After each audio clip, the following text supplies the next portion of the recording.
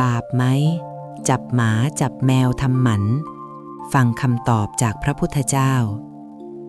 หลับตาลงนึกถึงเสียงแมวที่ร้องระงมในคืนเดือนมืดเสียงกรีดร้องที่ฟังแล้วเสียดแทงลึกเข้าไปในขั้วหัวใจหรือภาพลูกหมาตัวจ้อยที่ถูกทิ้งกองอยู่ในกล่องกระดาษหน้าวัดท่ามกลางสายฝนที่โปรยปลายลงมาอย่างไม่ลืมหูลืมตาพวกเราหลายคนหัวใจแทบสลายเมื่อเห็นภาพเหล่านั้นแต่ในขณะเดียวกันลึกๆในใจก็เกิดความกลัวมหาศาลความกลัวที่ว่าถ้าฉันพาเขาไปทำหมันฉันกำลังทำบาปหรือไม่ฉันกำลังไปตัดรอนวาสนาไปพรากโอกาสการมีคู่หรือไปทำลายอวัยวะที่ธรรมชาติให้มาจนกลายเป็นตราบบาปติดตัวไปถึงชาติหน้าจริงหรือเปล่าวันนี้ยายจะมาคลายปมหนามที่ยอกอกพวกเจ้าทุกคนให้เราได้มองเห็นความจริงผ่านแว่นตาของพระพุทธศาสนาว่าสุดท้ายแล้วเมตตากับบาปบุญในเรื่องนี้เขาวัดกันที่ตรงไหนกันแน่เสียงสะท้อนจากความเมตตาที่มาพร้อมกับความหวาดกลัวขยับเข้ามาใกล้ๆยายสิลูกมานั่งล้อมวงกันที่นอกชานี่ลมพัดเย็นสบายดีจังเลยนะวันนี้ยายมีเรื่องสำคัญที่อยากจะคุยกับพวกเจ้าเหลือเกินเป็นเรื่องที่คนรักสัตว์หลายคนมักจะมานั่งถอนหายใจทิ้งแล้วถามยายซ้ำๆด้วยสีหน้าที่ไม่ค่อยสู้ดีนักพวกเขาเหล่านั้นมีหัวใจที่เปี่ยมไปด้วยความสงสารแต่อีกมือหนึ่งก็กำความกลัวไว้แน่นกลัวว่าการหวังดีจะกลายเป็นการทำร้ายสัตว์ที่ตัวเองรักเจ้าเคยสังเกตไหมเวลาเดินไปตามถนนหนทางเรามักจะเห็นสายตาคู่หนึ่งที่มองมาจากซอกกำแพงหรือใต้ท้องรถยนต์สายตาที่หิวโหยหวาดกลัวและอ้างว้างลูกหมาลูกแมวเหล่านั้นไม่ได้ขอมาเกิดแต่พวกเขาก็เกิดขึ้นมาแล้วตามวัฏจักรของธรรมชาติและนั่นคือจุดเริ่มต้นของคำถามใหญ่ที่ค้างคาใจพุทธบริษัทไทยมานานแสนนานว่าการที่เราพาพวกเขาไปหาหมอให้หมอวางยาสลบแล้วผ่าตัดเอาอวัยวะสืบพันธุ์ออกไปนั้นมันเป็นการทำผิดศีลข้อที่1หรือไม่ในทางพุทธศาสนาเรามักจะพูดถึงเรื่องเจตนาเป็นหลักใหญ่ใจความนะลูกพระพุทธเจ้าท่านทรงสอนเสมอว่าเจตนาหังภิกขเวบุญยังวัฏามิซึ่งหมายถึงเจตนานั่นแหละคือตัวบุญหรือตัวกรรมแต่ละคนมีความเชื่อที่ถูกปลูกฝังมาแตกต่างกันบางคนบอกว่าการทำหมันคือการตัดวงจรชีวิตทำให้เขาสูญเสียความเป็นสัตว์ที่สมบูรณ์ไปบางคนถึงขั้นกังวลว่าชาติหน้าตัวเองเกิดมาจะไม่มีลูกหรือร่างกายจะไม่ครบถ้วนสมบูรณ์ตามกฎแห่งกรรมที่ทำไว้กับสัตว์ยายอยากให้เรามองย้อนกลับไปถึงสภาพความเป็นจริงที่เกิดขึ้นในปัจจุบันสังคมเราเปลี่ยนไปมากนะลูกสมัยก่อนหมาแมวมีที่วิ่งเล่นกว้างขวางมีข้าวก้นบาทให้กินทั่วถึงแต่เดี๋ยวนี้ล่ะพื้นที่ก็น้อยลงรถราก็หนาแน่นความเป็นอยู่ของสัตว์จรจัดมันลำบากจนเกินจะพรรณนาการที่สัตว์ตัวหนึ่งต้องคลอดลูกออกมาครั้งละ4 ตัว 5 ตัวแล้วไม่มีปัญญาจะเลี้ยงดูให้รอดชีวิตเห็นลูกตัวเองค่อยๆตายไปต่อหน้า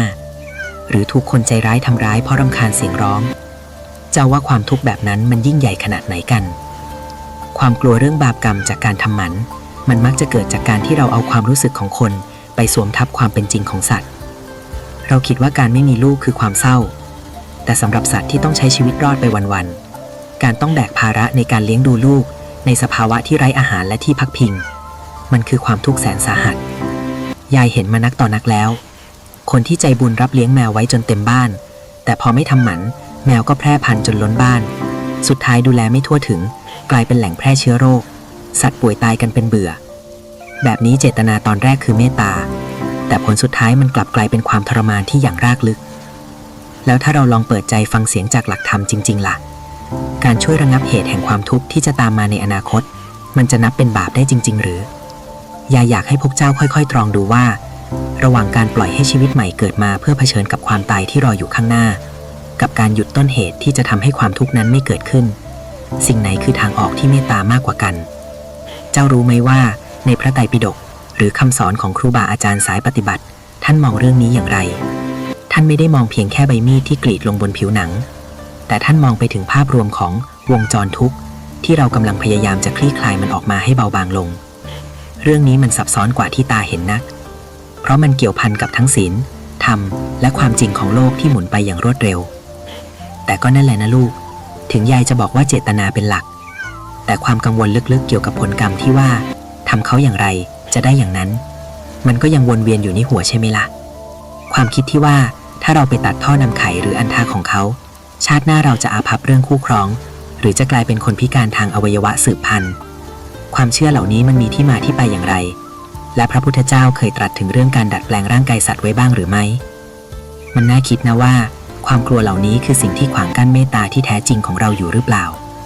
รอยมีดบนร่างกายกับรอยกรรมในจิตใจ เมื่อกี้เราค้างกันไว้เรื่องความกังวลว่าการทำหมันจะส่งผลร้ายต่อตัวผู้ทำในชาติหน้าใช่ไหมลูกยายอยากจะบอกว่าความเชื่อเรื่องกรรมแบบตาต่อตาฟันต่อฟันมันเป็นสิ่งที่ถูกเล่าสืบต่อกันมาจนบางครั้งเราลืมพิจารณาเรื่องเจตนาวิสุทธิหรือความบริสุทธิ์ของใจไปเสียสนิทเจ้าลองนึกดูนะถ้าเจ้าเห็นลูกหลานเจ็บป่วยแล้วหมอบอกว่าต้องผ่าตัดเอาอวัยวะบางอย่างที่อักเสบออกเพื่อรักษาชีวิตไว้เจ้าจะเรียกการผ่าตัดนั้นว่าบาปไหมแน่นอนว่าไม่เพราะเป้าหมายคือการรักษาชีวิตในการทำหมันสัตว์ก็เช่นเดียวกันหากเรามองผ่านเลนของเมตตาธรรมเราจะเห็นว่ามันคือการทำศัลยกรรมเพื่อคุณภาพชีวิตที่ดีขึ้นของสัตว์ที่ทำหมันแล้วจะมีอายุยืนยาวกว่าลดความเสี่ยงในเกิดมะเร็งในระบบสืบพันธุ์ลดอาการก้าวร้าวและลดการออกไปต่อสู้จนบาดเจ็บภายนอกบ้านสิ่งเหล่านี้คือผลดีที่เกิดกับตัวสัตว์เองโดยตรงมีหลายคนตั้งคำถามว่าแล้วพระพุทธเจ้าท่านว่าอย่างไรในสมัยพุทธกาลนั้นการทำหมันสัตว์ในรูปแบบปัจจุบันยังไม่มีหรอกลูกแต่มีพระธรรมวินัยบางข้อที่พูดถึงการห้ามภิกษุทำการให้สัตว์เป็นหมันซึ่งเรื่องนี้ต้องตีความให้แตกนะว่าทำไมท่านถึงห้ามในสมัยนั้นการทำให้สัตว์เป็นหมันมักทำเพื่อใช้แรงงานสัตว์อย่างหนักเช่นการทำหมันวัวหรือควายเพื่อให้มันเชื่องและทำงานในไร่นาได้โดยไม่วอกแวกเจตนาในตอนนั้นคือการขูดรีดแรงงานเพื่อประโยชน์ของมนุษย์ฝ่ายเดียวโดยไม่สนความเจ็บปวดหรือความต้องการของสัตว์แต่การพาหมาแมวไปทำหมันในยุคนี้เจตนาของพวกเราส่วนใหญ่คืออะไรล่ะเราทำเพื่อไม่ให้เขามีลูกหลานออกมาลำบากไม่ให้เกิดปัญหาหมาแมวจรจัดที่ถูกรถชนตายหรือถูกวางยาเบื่อตายเพราะไปรบกวนผู้อื่นเจตนาคือการหยุดวงจรความทุกข์ซึ่งมันต่างจากเจตนาในสมัยพุทธกาลโดยสิ้นเชิงอยากให้เราพิจารณาศีลข้อที่1กันให้ลึกซึ้งศีลข้อปานาติปาตาเวรมณีหมายถึงการงดเว้นจากการเบียดเบียนชีวิตสัตว์การทำหมันไม่ได้เป็นการฆ่าสัตว์ให้ตายลงไปแต่มันคือการป้องกันไม่ให้เกิดชีวิตใหม่ที่จะต้องมาพบกับความทุกข์หากเรามองในแง่ของเหตุและผลการป้องกันไม่ให้เกิดความทุกข์ย่อมมีอานิสงส์มากกว่าการปล่อยให้ทุกข์นั้นเกิดขึ้นแล้วค่อยตามไปแก้ไขครูบาอาจารย์หลายท่านเคยกล่าวไว้ว่ากรรมนั้นดูที่ใจเป็นสำคัญ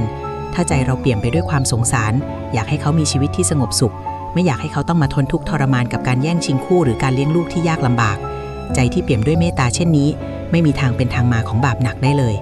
กรรมที่เกิดขึ้นอาจจะมีบ้างในแง่ของการทำให้เขารู้สึกเจ็บแผลเพียงชั่วคราวแต่มันคือการเจ็บเพื่อจบเจ็บครั้งเดียวเพื่อที่จะต้องทรมานไปตลอดชีวิตแล้วที่ว่าชาติหน้าจะเกิดมาเป็นหมันและยายลูกหลานบางคนถามยายแบบนี้ด้วยสายตาหวาดยายก็จะบอกว่ากฎแห่งกรรมไม่ใช่การฉายภาพซ้ำเหมือนวิดีโอเสมอไปนะลูกแต่มันคือการส่งผลของสภาวะจิตถ้าจิตเราทำด้วยความเมตตาอานิสงส์ที่จะได้รับย่อมเป็นความสุขความปลอดภัยและการได้รับความช่วยเหลือเมื่อยามลำบากส่วนเรื่องความสมบูรณ์ของร่างกายนั้นมักขึ้นอยู่กับกรรมที่เกี่ยวกับการเบียดเบียนชีวิตให้ล่วงลับหรือการทรมานสัตว์ด้วยใจที่โหดเหี้ยมลองจินตนาการดูสิว่าระหว่างคนที่ปล่อยให้แมวออกลูกมาแล้วเอาใส่กระสอบไปโยนทิ้งหน้าวัดเพราะกลัวบาปจากการทำหมันกับคนที่พาแมวไปทำหมันอย่างถูกต้องตามหลักวิชาชีพใครกันแน่ที่กำลังสร้างอกุศลกรรมที่ยิ่งใหญ่กว่ากันคนแรกอาจจะคิดว่าตัวเองไม่ได้ทำผิดศีลข้อ1เพราะไม่ได้ฆ่าแต่นั่นคือการฆ่าทั้งเป็นและเป็นการละเลยความรับผิดชอบอย่างรุนแรงซึ่งในทางธรรมแล้วการเพิกเฉยต่อความทุกข์ที่ตนมีส่วนสร้างย่อมส่งผลกรรมที่หนักหนากว่ามากเรื่องราวความซับซ้อนของจิตใจมนุษย์เรานี่แหละลูกที่ทำให้เรื่องบาปบุญกลายเป็นเรื่องที่ต้องพิจารณาด้วยปัญญาไม่ใช่ความเชื่อแบบงมงายอยากให้พวกเจ้ามั่นใจว่าตราบใดที่พื้นฐานของใจเราคือความรักและความปรารถนาดีต่อเพื่อนร่วมโลกที่เป็นสัตว์เดรัจฉานกรรมนั้นย่อมเป็นฝ่ายขาวกว่าฝ่ายดำแต่ก็นะหลายคนยังคาใจว่าในเมื่อหมาแมวเขาก็มีสัญชาตญาณตามธรรมชาติการไปตัดสิทธิ์ในการสืบพันธุ์ของเขามันการฝืนกฎธรรมชาติเกินไปไหมเรามีสิทธิ์อะไรไปตัดสินใจแทนชีวิตอื่น และที่สำคัญคือมีเรื่องราวในอดีตหรือคำบอกเล่าจากพระป่าสายปฏิบัติที่เคยเผชิญกับเรื่องพวกนี้โดยตรงบ้างไหม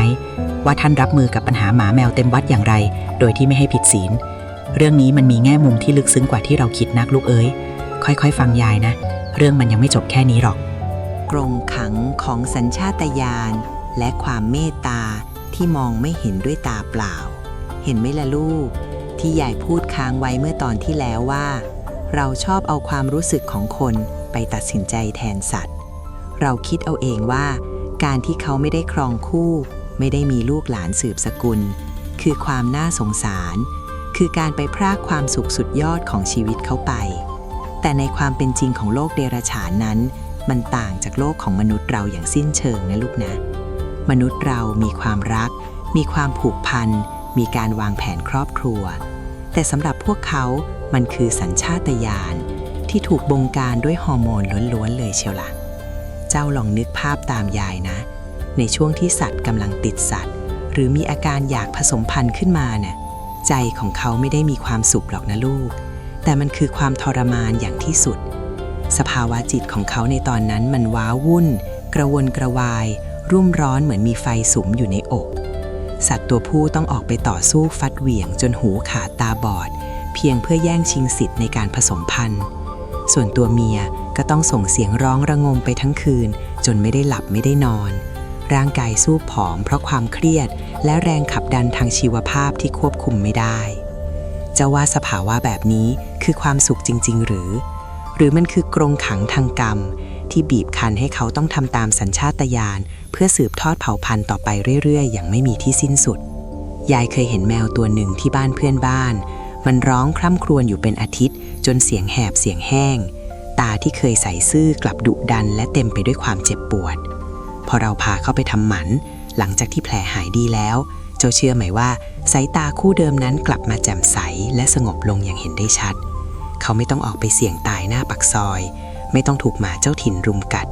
และที่สำคัญคือเขาสามารถนอนหลับได้อย่างเต็มอิ่มโดยไม่มีความรุ่มร้อนมาคอยกวนใจนี่แหละคือสิ่งที่ยายเรียกว่าการปลดปล่อยจากพันธนาการของธรรมชาติหลายคนกังวลว่าเราไปตัดสิทธิ์เขาแต่ในทางพุทธศาสนาท่านสอนเรื่องวิมุตติหรือความหลุดพ้นแม้ในระดับสัตว์เดรัจฉานเราอาจจะพาเขาไปถึงนิพพานไม่ได้ในชาตินี้แต่การช่วยลดราคะหรือแรงขับทางกามที่รุนแรงในตัวเขาออกไปได้ด้วยมีดหมอมันคือการทำให้จิตของเขาเบาสบายขึ้นนะลูกสัตว์ที่ทำหมันแล้วส่วนใหญ่จะมีจิตใจที่อ่อนโยนลงมีสมาธิมากขึ้นและไม่ต้องเสวยทุกขเวทนาจากการไม่ได้ระบายความต้องการตามธรรมชาติที่แสนจะรุนแรงนั้นยายอยากให้ลูกหลานลองตรองดูถึงคำว่ากุศโลบายของการมีชีวิตอยู่ถ้าเรามองว่าร่างกายนี้คือบ้านหลังคาที่รั่วความต้องการทางเพศของสัตว์มันทำให้บ้านเปียกชื้นและสุดโทรมการที่เราซ่อมแซมหลังคานั้นเสียเพื่อให้ผู้อยู่อาศัยในบ้านดวงจิตของสัตว์ได้อยู่อย่างร่มเย็นเป็นสุขมันจะเป็นบาปได้อย่างไรกันล่ะลูกมันคือการส่งเสริมคุณภาพชีวิตให้เขาได้มีโอกาสทำกรรมขาวๆในระดับของเขาเช่นการได้รับใช้เจ้าของการได้อยู่อย่างสงบสุขโดยไม่ถูกนิวรณ์หรือกิเลสไฟต่ำเข้าครอบงำอยู่ตลอดเวลาความเชื่อที่ว่าเราไปตัดอวัยวะเขาแล้วเราจะพิการในชาติหน้ายายวันนั้นเป็นการมองกรรมแบบตื้นเกินไปกรรมมันซับซ้อนกว่านั้นเยอะลูกถ้าใจเราทำด้วยความเกลียดชังอยากให้เขาเจ็บปวดหรือทำเพื่อความสะใจนั่นแหละถึงจะเป็นบาปกรรมที่น่ากลัวแต่ถ้าเราทำด้วยน้ำตาแห่งความหวังดีอยากให้เขาพ้นจากวงจรการคลอดลูกมาตายหรือการไปสร้างความเดือดร้อนจนถูกคนใจร้ายฆ่าแกล้งเจตนาที่บริสุทธิ์เยี่ยงนี้นี่แหละที่จะเป็นเกราะป้องกันตัวเราเองเจ้าเชื่อไหมล่ะว่าการที่เราตัดสินใจแทนเขาในเรื่องนี้มันคือการแบกรับภาระที่ยิ่งใหญ่เพราะถ้าเราปล่อยให้เขาเกิดมาแล้วเราดูแลไม่ได้ความบาปที่แท้จริงมันจะตกอยู่ที่เราจากการเพิกเฉยต่อชีวิตใหม่เหล่านั้นต่างหากละลูกแล้วจะรู้ไหมว่าในสายวัดป่าที่ท่านเคร่งครัดเรื่องศีลข้อหนึ่งมากๆท่านจัดการเรื่องสัตว์เหล่านี้ยังไงพระอาจารย์หลายท่านที่ยายเคยไปกราบท่านมีมุมมองที่น่าสนใจมากเลยนะเป็นมุมมองที่ผสมผสานระหว่างพระธรรมวินัยและความเมตตาที่ต้องเผชิญกับความจริงอย่างหลีกเลี่ยงไม่ได้เสียงระฆังในวัดป่ากับการแก้ปมชีวิตสัตว์จรจากที่ยายเล่าถึงความทุกข์ของสัตว์ในกรงขังแห่งสัญชาตญาณไปเมื่อกี้ลูกหลานหลายคนคงเริ่มจะเห็นภาพกว้างขึ้นแล้วใช่ไหมล่ะทีนี้ลองมาดูในที่ที่คนมักจะเอาสัตว์ไปปล่อยกันมากที่สุดนั่นก็คือวัดไงลูกยายเคยไปทำบุญที่วัดป่าแถวอีสานอยู่หลายปี เห็นภาพที่ทั้งน่าสงสารและน่าเวทนาใจในเวลาเดียวกัน คือภาพที่หมาแมวเต็มวัดไปหมดพระท่านก็เมตตาแบ่งข้าวก้นบาตรให้กินแต่ปัญหามันอยู่ที่ว่าพอพวกเขารวมตัวกันเยอะๆแล้วไม่ได้ทำหมันแป๊บเดียวเท่านั้นแหละลูกเอ้ยจาก10เป็น100จาก100เป็นหลายร้อยมีพระอาจารย์ท่านหนึ่งที่ยายเคารพมากท่านเคยคุยเรื่องนี้ให้ฟังด้วยความหนักใจท่านบอกว่าโยมมะลิเอ้ยการรักษาศีลข้อปานาน่ะมันสำคัญแต่การเห็นชีวิตใหม่เกิดมาเพื่ออดตายหรือถูกโรคร้ายกัดกินจนตายต่อหน้าต่อตาโดยที่เราไม่ทำอะไรเลยมันก็บีบหัวใจคนเป็นพระเหลือเกินท่านเล่าว่ามีคนเอาลูกหมามาทิ้งไว้ในกล่องกระดาษหน้าวัดแทบทุกเดือนบางทีก็มาเป็นคอก 7-8 ตัวถ้าท่านไม่จัดระเบียบไม่พาไปทำหมันอีกหน่อยวัดก็จะไม่ใช่ที่สงบสำหรับปฏิบัติธรรมแต่จะกลายเป็นสุสานของสัตว์ที่ขาดการดูแลพระอาจารย์ท่านเลยปรึกษากับคณะศรัทธาและสัตวแพทย์ให้มาช่วยทำหมันให้กับหมาแมวในวัดทั้งหมดโดยท่านใช้คำว่าเมตตาธรรมค้ำจุนโลกท่านบอกว่าการทำหมันในบริบทนี้คือการสงเคราะห์ไม่ใช่การเบียดเบียนเพราะถ้าไม่ทำหมันสัตว์เหล่านี้ก็จะแพร่พันธุ์จนล้นแย่งอาหารกันกัดกันเองจนบาดเจ็บและสร้างความเดือดร้อนให้กับญาติโยมที่มาทำบุญจนบางครั้งโยมเหล่านั้นอาจจะพลั้งมือทำร้ายสัตว์ด้วยความโมโหซึ่งนั้นเท่ากับว่าเราเป็นต้นเหตุให้คนอื่นต้องสร้างบาปกรรมเพิ่มขึ้นไปอีกยายถามท่านว่าแล้วพระท่านจะไม่ผิดศีลหรือคะที่อนุญาตให้ทำท่านตอบด้วยรอยยิ้มที่เมตตาว่าศีลน่ะมีไว้เพื่อให้จิตใจเราสูงขึ้นไม่ได้มีไว้เพื่อขังเราอยู่ในความกลัวจนมองไม่เห็นทางออกที่สร้างสรรค์เจตนาของเราคือการหยุดยั้งทุกข์ที่จะเกิดในภายหน้าการกระทำนี้ไม่มีเจตนาฆ่าไม่มีเจตนาประทุษร้ายต่อชีวิตและร่างกายของสัตว์เพื่อการค้าหรือความสะใจแต่ทำเพื่อความผาสุกของส่วนรวมและตัวสัตว์เองคำพูดของท่านทำให้ยายตาสว่างเลยนะลูกการที่คนเรากลัวบาปจนไม่กล้าทำหมันสัตว์แล้วปล่อยให้เขามีลูกหลานออกมาลำบากมันคือความกลัวที่แฝงไปด้วยความเห็นแก่ตัวเพราะเรากลัวว่าเราจะบาปเรากลัวว่าเราจะโชคร้ายในชาติหน้าแต่เรากลับปล่อยให้เขาสัตว์เหล่านั้นต้องเผชิญกับนรกบนดินจริงๆในชาตินี้แบบนี้มันคือเมตตาจริงๆหรือเปล่าลองมองดูในมุมของกฎแห่งกรรมที่กว้างขึ้นสิลูกอานิสงส์ของการเป็นธุระจัดหาทางออกที่ยั่งยืนให้กับชีวิตอื่นการสละเวลาและทรัพย์สินเพื่อพาเขาไปรักษาการทำหมันคือการรักษาทางหนึ่งมันคือการสร้างวิทยาทานและชีวิตทานไปในตัวนะเพราะเรากำลังให้ชีวิตที่สงบสุขแก่สัตว์เหล่านั้นให้เขาได้มีร่างกายที่แข็งแรงไม่ต้องเสี่ยงกับการมดลูกอักเสบในตัวเมียหรือมะเร็งอัณฑะในตัวผู้สิ่งเหล่านี้ล้วนเป็นผลพลอยได้ที่มาจากความปรารถนาดีทั้งสิ้นมีเรื่องเล่าจากคนสมัยก่อนที่ยายจำได้ไม่ลืมเขาบอกว่าการช่วยสัตว์ให้พ้นจากความทุกข์ทรมานแม้จะต้องแลกมาด้วยความเจ็บปวดเพียงเล็กน้อยจากการผ่าตัดมันจะส่งผลให้เราเป็นคนที่มีความรอบคอบในชีวิต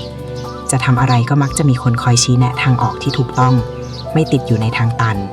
เพราะเราเคยเป็นคนเปิดทางตันให้กับชีวิตอื่นมาแล้วเห็นไหมล่ะว่ามุมมองมันต่างกันราวฟ้ากับดินถ้าเราใช้ปัญญานำทางความเชื่อแต่ก็นั่นแหละถึงยายจะพูดแบบนี้ก็ยังมีคำถามตามมาอีกว่าแล้วถ้าเป็นสัตว์ที่มีเจ้าของล่ะการไปตัดสินใจแทนสัตว์ที่มีความผูกพันกับเรามันจะต่างกับการทำหมันสัตว์จรไหมและที่สำคัญคือถ้าลูกหลานอยากจะเริ่มทำเรื่องนี้ให้ถูกต้องโดยที่ไม่ให้ใจเราขุ่นมัวหรือมีวิธีทำบุญล้างกรรมในกรณีที่ยังกังวลอยู่เราจะเริ่มต้นทำอย่างไรดีเรื่องราวมันยังเข้มข้นขึ้นเรื่อยๆนะลูกนะเพราะมันเกี่ยวข้องกับเรื่องความรับผิดชอบที่ยิ่งใหญ่กว่าแค่เรื่องบาปบุญเสียอีกสิทธิเหนือชีวิตและพันธะแห่งความรับผิดชอบการที่เราเข้าไปตัดสินใจทำหมันให้สัตว์เลี้ยงของเราเนี่ยจริงๆแล้วเรามีสิทธิ์อะไรไปทำแบบนั้นคำถามนี้มันแทงใจคนรักสัตว์มานักต่อนักแล้วล่ะบางคนบอกว่าเราเป็นเจ้าของชีวิตเขาหรือไงถึงได้ไปพรากอวัยวะหรือไปพรากโอกาสในการมีครอบครัวของเขาไปอยากให้เรามองย้อนกลับมาที่คำว่าความรับผิดชอบในทางพุทธศาสนาลูกเอ้ย การที่เราเอาสัตว์มาเลี้ยงไม่ว่าจะเป็นหมาตัวหนึ่งหรือแมวตัวหนึ่งมันไม่ใช่แค่การให้อาหารให้ที่พักนะแต่มันคือการสร้างพันธกรรมระหว่างกันเมื่อเราดึงเขาเข้ามาอยู่ในวงจรชีวิตของเราแล้วเรานั่นแหละ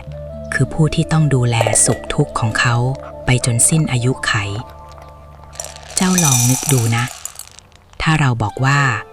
เราเคารพสิทธิของสัตว์ไม่ยอมทำหมันให้เขาเพราะอยากให้เขามีอิสระตามธรรมชาติแต่ในความเป็นจริงเรากลับขังเขาไว้ในรั้วบ้านพอเขาถึงวัยเจริญพันธุ์เขาอยากจะออกไปหาคู่ตามสัญชาตญาณ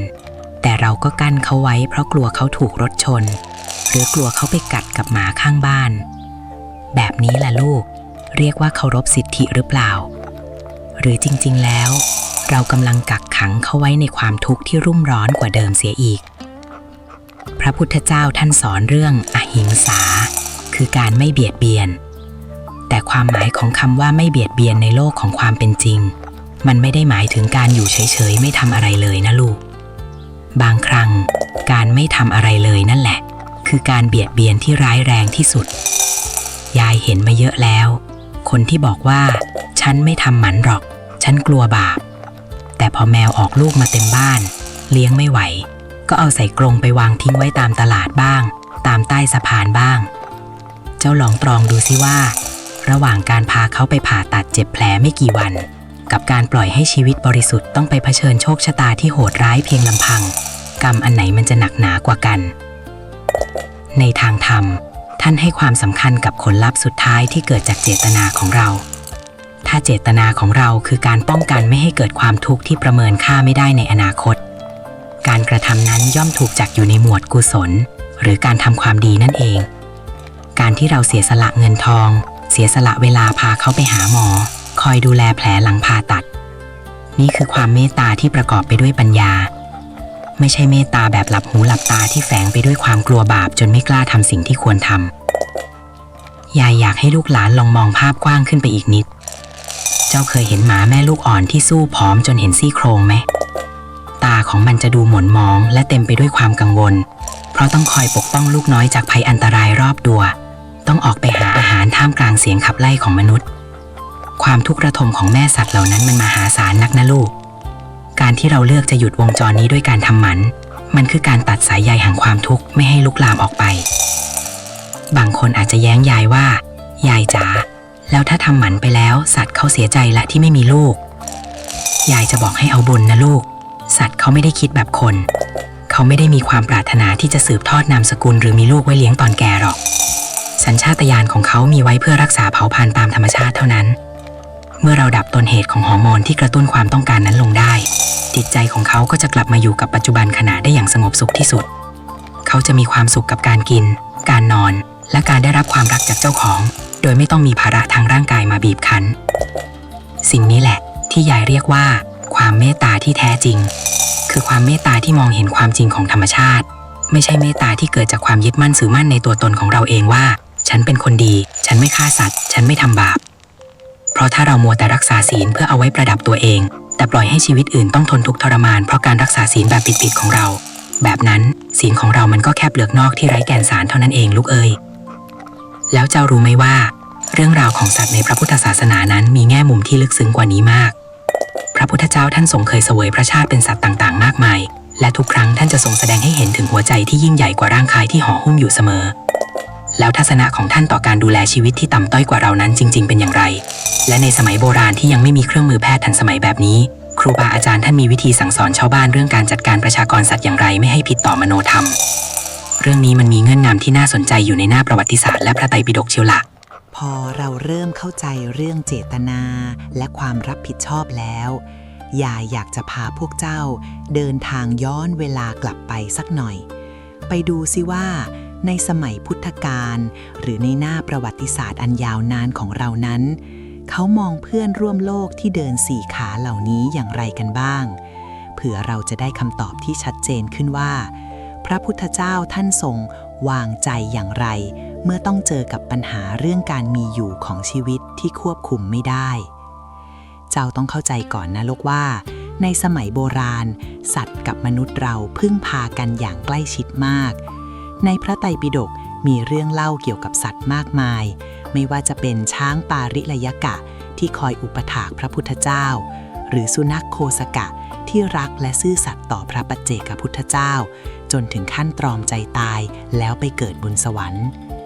เรื่องราวเหล่านี้บอกเราชัดเจนว่าในทางพุทธศาสนาสัตว์ไม่ใช่แค่สิ่งของ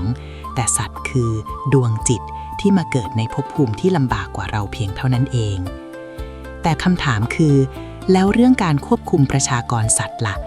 ในสมัยนั้นไม่ได้มีคลินิกสัตวแพทย์เหมือนสมัยนี้นะลูก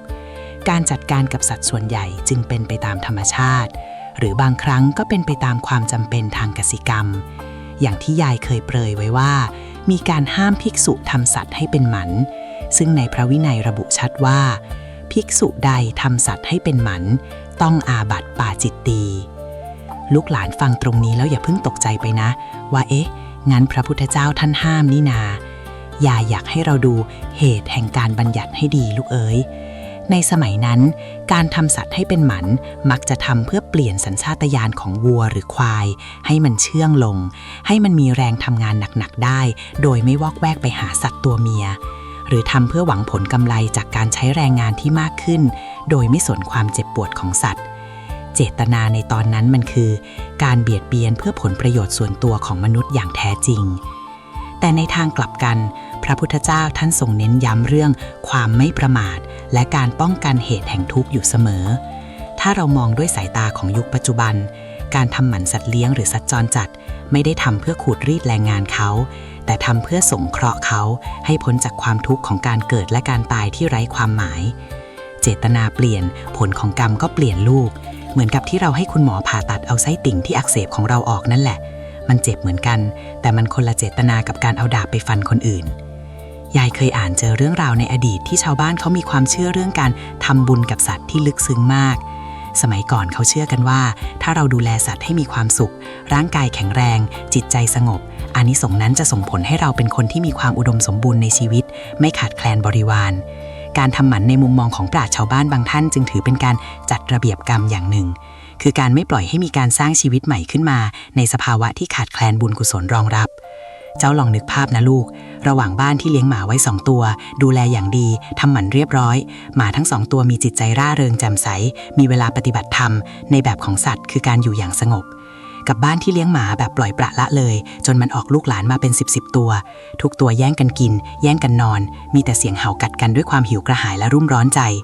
บ้านไหนกันแน่ที่กำลังสร้างวิมานและบ้านไหนกำลังสร้างขุมนรกให้กับสัตว์พระพุทธเจ้าท่านสอนเรื่องทางสายกลางลูกเอ๋ย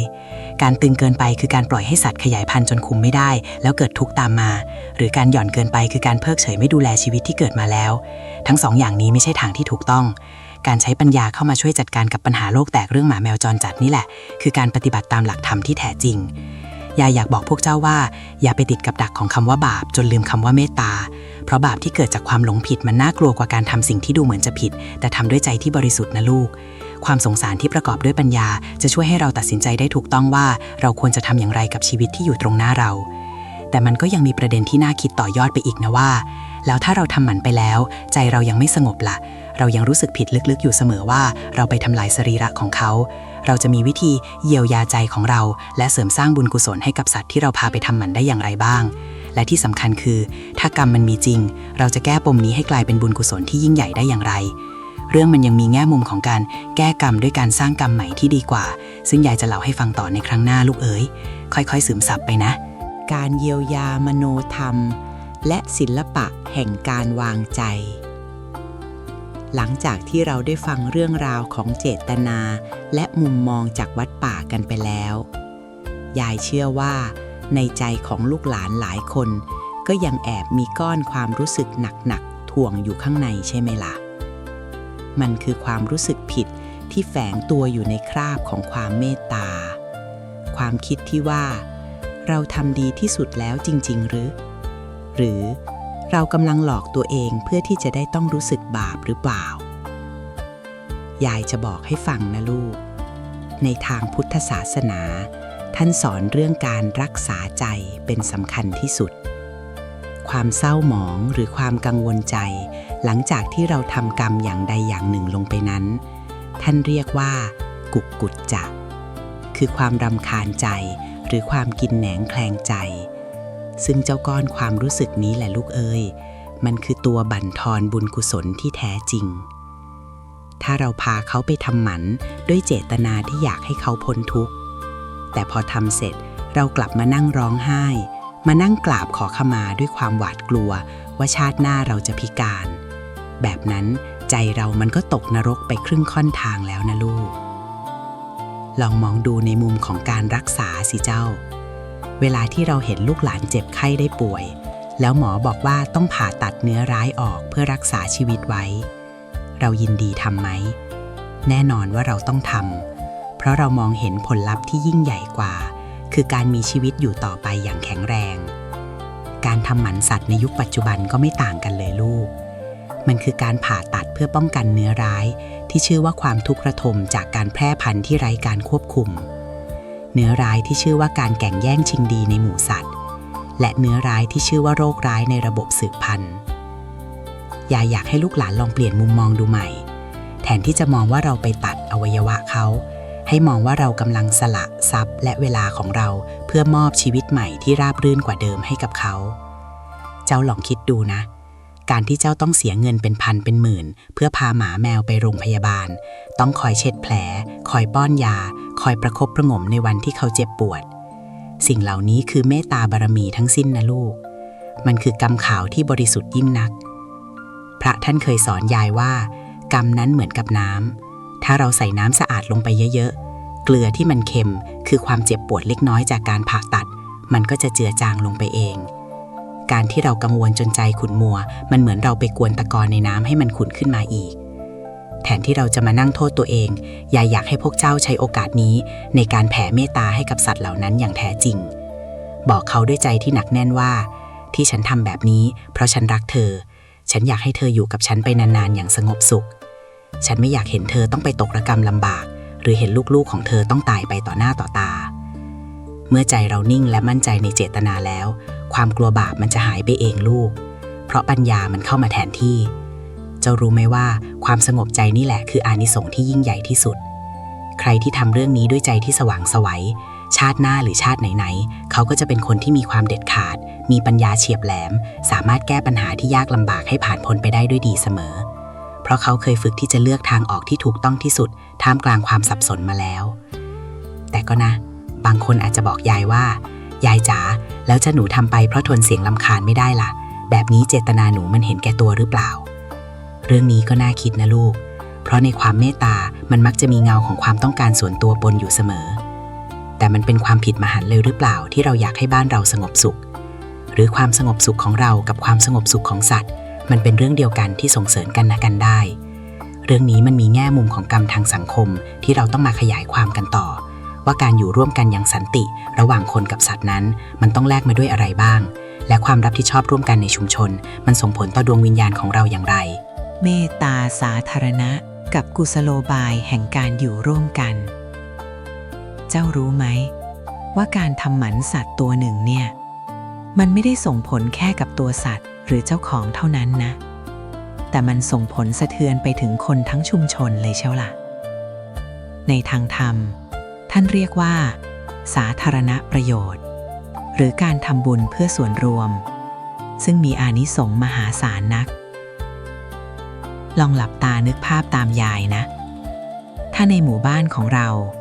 ไม่มีการควบคุมประชากรสัตว์เลยหมาแม่ลูกอ่อนเดินขวักไขว่ด้วยความหิวโหยลูกหมาวิ่งเล่นออกไปถนนใหญ่แล้วถูกรถชนจนพิการหรือถูกวางยาเบื่อเพราะไปขี้ไปเยี่ยวหน้าบ้านคนอื่นสิ่งที่เกิดขึ้นตามมาคืออะไรล่ะลูกมันคือกระแสแห่งความทุกข์ที่ปกคลุมไปทั่วหมู่บ้านคนที่ขับรถชนก็เสียใจและสร้างกรรมโดยไม่ตั้งใจคนที่วางยาก็สร้างบาปหนาด้วยโทสะคนที่เห็นซากสัตว์ก็หดหูใจ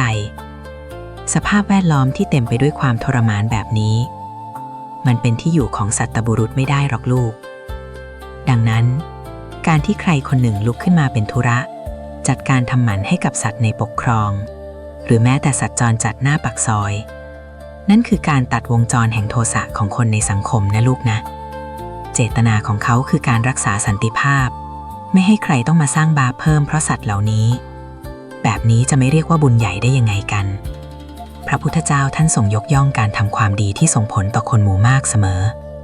การป้องกันไม่ให้ความโกรธแค้นเกิดขึ้นในใจเพื่อนมนุษย์ด้วยกันเพราะเรื่องสัตว์มันคือการสร้างอภัยทานที่ยิ่งใหญ่ที่สุดอย่างหนึ่งเลยล่ะยายเคยได้ยินเรื่องเล่าของเศรษฐีคนหนึ่งในสมัยก่อนเขาเป็นคนที่มีใจเมตตาต่อสัตว์มากแต่เขาก็เป็นคนที่มีปัญญาด้วยเขาไม่ได้แค่ให้ข้าวให้อาหารสัตว์จรจัดเท่านั้นนะแต่เขาจะคอยดูแลจัดระเบียบสัตว์เหล่านั้นไม่ให้ไปรบกวนใครคอยรักษาโรคและควบคุมไม่ให้เกิดลูกหลานออกมาจนล้นที่ทางใครๆก็ถามเขาว่าท่านทำไปทำไมเสียเงินเสียทองไปกับเรื่องไม่เป็นเรื่องท่านเศรษฐีตอบว่าข้าพเจ้าไม่ได้ทำเพื่อสัตว์อย่างเดียวหรอกนะแต่ข้าพเจ้ากำลังทำความสะอาดใจของคนในหมู่บ้านนี้ไม่ให้เขาต้องแปดเปื้อนด้วยเลือดและน้ำตาของชีวิตที่ไม่มีทางสู้นี่แหละคือปัญญาเมตตาลูกเอ๋ยการทำหมันคือการแสดงความรับผิดชอบต่อโลกใบนี้เราเกิดมาเป็นมนุษย์มีสถานะที่สูงกว่าสัตว์มีปัญญาที่สามารถเลือกทางเดินได้เราจึงมีหน้าที่ต้องอุปถัมภ์และจัดการให้ชีวิตที่ต่างกว่าเราดำเนินไปอย่างราบรื่นที่สุดการปล่อยให้เป็นไปตามยถากรรมนั้นไม่ใช่ทางของพุทธะแต่การใช้ปัญญาปรับปรุงยถากรรมให้ดีขึ้นต่างหากคือทางที่แท้จริงลูกหลานบางคนกังวลว่าการทำหมันเป็นการเบียดเบียนร่างกายสัตว์อยากให้ลองชั่งน้ำหนักดูนะลูกระหว่างความเจ็บแผลเพียง 3-5 วันกับการที่สัตว์ตัวหนึ่งต้องใช้ชีวิตอยู่ท่ามกลางความเกลียดชังของมนุษย์ไปตลอด10 ปีเจ้าว่าอย่างไหนคือการเบียดเบียนที่แท้จริงการทำหมันคือการมอบเกราะคุ้มกันให้เขาเป็นสัตว์ที่น่ารักในสายตาคนทั่วไปไม่สร้างความรำคาญใจให้ใครและทำให้เขามีโอกาสได้รับเมตตาจากคนอื่นๆมากขึ้นไปอีกอานิสงส์ของการเป็นผู้จัดการระเบียบสังคมเช่นนี้จะส่งผลให้ในชาติหน้าเราเป็นคนที่มีอำนาจวาสนาในทางที่ดีนะลูกจะเป็นคนที่มีบริวารซื่อสัตย์และบริวารเหล่านั้นจะไม่สร้างความเดือดร้อนให้เราเลยเพราะเราเคยเกื้อกูลให้ชีวิตอื่นอยู่อย่างเป็นระเบียบและสงบสุขมาก่อนกฎแห่งกรรมมันทำงานละเอียดอ่อนแบบนี้แหละลูกไม่ใช่แค่ทำเขาเจ็บแล้วเราต้องเจ็บคืนแต่มันดูไปถึงแรงกระเพื่อมของความดีความชั่วที่เราสร้างไว้ในใจคนอื่นด้วยแต่เรื่องมันยังไม่จบแค่นี้หรอกนะเพราะความเชื่อเรื่องการทำหมันแล้วชาติหน้าจะไม่มีลูกมันยังเป็นหนามหยอกใจของผู้หญิงหลายๆคนที่อยากมีครอบครัวสมบูรณ์ยายจะบอกให้ว่าความเชื่อนี้มันมีที่มาที่ไปจากไหนและในทางธรรมมีคำอธิบายที่ลึกซึ้งกว่านั้นยังไงเพื่อจะถอนรากถอนโคนความกลัวนี้ออกไปให้สิ้นซากเตรียมใจฟังให้ดีนะลูกเรื่องต่อไปนี้อาจจะทำให้เจ้าต้องเปลี่ยนความคิดไปตลอดกาลเลยทีเดียวมายาคติเรื่องความอาภัพและปมกรรมที่ถูกผูกขึ้นเองเจ้าเคยได้ยินความเชื่อที่เขาส่งต่อกันมาจนหนาหูไหมลูกที่เขาว่ากันว่าถ้าเราไปทำหมันให้หมาให้แมวแล้วชาติหน้าเกิดมาเราจะกลายเป็นคนอาภัพบุตรจะกลายเป็นคนไร้คู่หรือหนักหน่อยก็ว่าร่างกายเราจะพิการทางอวัยวะสืบพันธุ์ไปเสียอย่างนั้นยายจะบอกให้นะว่าความคิดแบบนี้แหละที่มันเป็นหนามยอกอกทำให้คนที่มีใจเมตตาจริงๆไม่กล้าขยับตัวทำอะไรเลยจนสุดท้ายก็กลายเป็นปล่อยให้ปัญหาความทุกข์มันลามปามไปกันใหญ่ยายอยากให้เจ้าลองใช้ปัญญาพิจารณาดูนะลูกกฎแห่งกรรมของพระพุทธเจ้าน่ะท่านไม่ได้ทำงานแบบตาต่อตาฟันต่อฟันในเชิงรูปธรรมที่ซื่อตรงจนไร้เหตุผลขนาดนั้นหรอกนะลูกเอ๋ยกรรมมันคือเรื่องของสภาวะจิตและผลกระทบที่เกิดขึ้นถ้าความเชื่อที่ว่าทำหมันสัตว์แล้วเราจะไม่มีลูกเป็นจริงป่านนี้หมอผ่าตัดที่ช่วยชีวิตคนหมอทำหมันที่ช่วยวางแผนครอบครัวให้คนยากจนไม่ต้องลำบากสืบพันธุ์จนเลี้ยงไม่ไหวเขาไม่กลายเป็นคนอาภัพกันไปหมดทั้งโลกแล้วหรือลูกในทางธรรมท่านแบ่งกรรมออกเป็นหลายประเภทนะลูกแต่ที่สำคัญที่สุดคือกุศลกรรมและอกุศลกรรมการทำหมันสัตว์ด้วยจิตใจที่เปี่ยมด้วยความหวังดีอยากให้เขาพ้นจากโรคภัยไม่อยากให้เขาต้องไปต่อสู้จนบาดเจ็บหรือไม่อยากให้ลูกๆของเขาเกิดมาอดตายท่ามกลางกองขยะเจตนาแบบนี้มันคือมหากุศลนะลูกเป็นเจตนาที่ประกอบด้วยปัญญาและการมองการไกลมันคือการหยุดวงจรแห่งทุกข์ไม่ใช่การสร้างกรรมชั่วความกังวลที่ว่าชาติหน้าจะไม่มีลูกใหญ่ว่ามันเป็นเรื่องของการเอาความกลัวส่วนตัวมาปนกับหลักธรรมเสียมากกว่ามนุษย์เรามักจะกลัวในสิ่งที่มองไม่เห็น แต่กลับเพิกเฉยต่อความทุกข์ที่เห็นอยู่ตรงหน้า เจ้าลองนึกดูสิระหว่างคนที่พาแมวไปทำหมันอย่างดีคอยดูแลแผลจนหายสนิทกับคนที่ปล่อยให้แมวมีลูกออกมาแล้วแอบเอาลูกแมวใส่ถุงปุ๋ยไปโยนทิ้งน้ำหรือเอาไปปล่อยทิ้งวัดเพราะกลัวบาปจากการทำหมันใครกันแน่ที่กำลังสร้างเหตุแห่งความอาภัพให้กับตัวเองในอนาคตคนแรกทำด้วยความรับผิดชอบยอมเสียสละทรัพย์สินและเวลาเพื่อมอบชีวิตที่สงบสุขให้สัตว์ส่วนคนหลังทำด้วยความขลาดเขลาและเห็นแก่ตัวรักษาศีลแบบปลอมๆเพื่อความสบายใจของตัวเองแต่ผลักภาระไปให้ชีวิตอื่นและสังคมยายจะบอกให้ว่ากรรมของการทอดทิ้งชีวิตที่บริสุทธิ์นั่นแหละลูกคือเหตุแห่งความพลัดพรากและความอาภัพที่แท้จริงไม่ใช่การทำหมันที่มีคุณภาพหรอกพระท่านเคยสอนยายว่าอานิสงส์ของการเป็นธุระจัดการเรื่องการคุมกำเนิดสัตว์อย่างถูกวิธีจะส่งผลให้ในภายภาคหน้าเจ้าจะเป็นคนที่มีความพร้อมในทุกด้านไม่ว่าจะทำอะไรก็จะมีทรัพยากรที่พอเหมาะพอดีไม่ล้นจนกลายเป็นภาระและไม่ขาดจนกลายเป็นความทุกข์การมีลูกหลานบริวารของเจ้าในอนาคตจะเป็นไปอย่างมีคุณภาพจะได้ลูกหลานที่นอนสอนง่ายอยู่ในโอวาทเพราะเจ้าเคยสร้างเหตุแห่งความสงบเรียบร้อยไว้ในโลกนี้มาก่อนอย่าไปหลงเชื่อมายาคติที่สร้างความกลัวจนบดบังแสงแห่งเมตตาเลยลูกเอ๋ย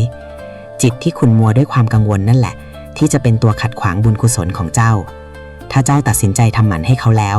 จงทำด้วยใจที่ร่าเริงแจ่มใสบอกกับตัวเองและสัตว์เหล่านั้นว่า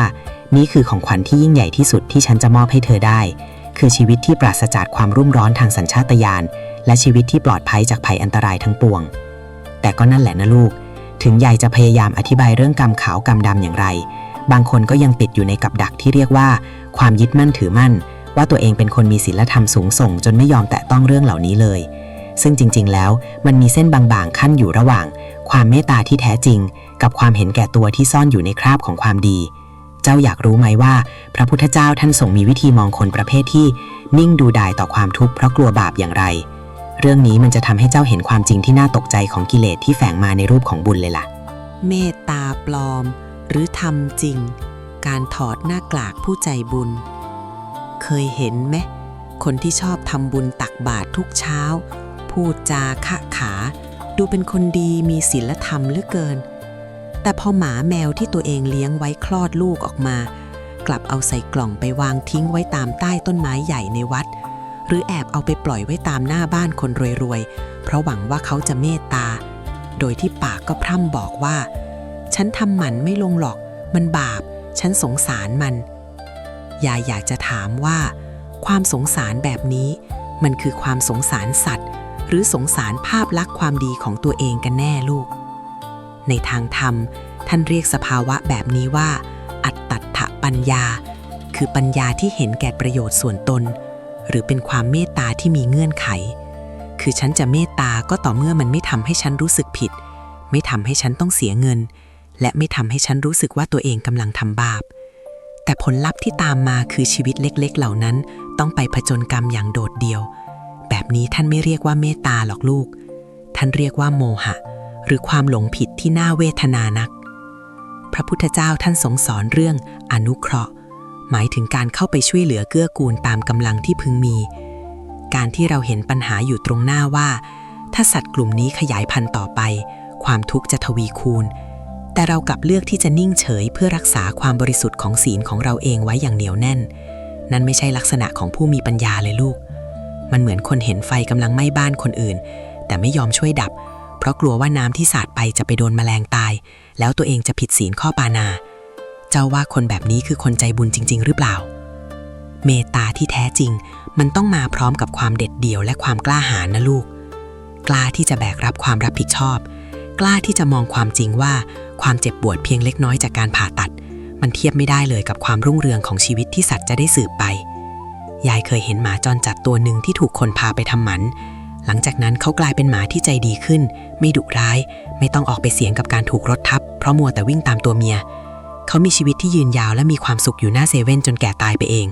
แบบนี้แหละคือผลของความเมตตาที่ลงมือทำหลายคนชอบเอาคำว่าปล่อยให้เป็นไปตามกรรมมาเป็นข้ออ้างในการไม่ทำอะไรเลยยายจะบอกให้นะ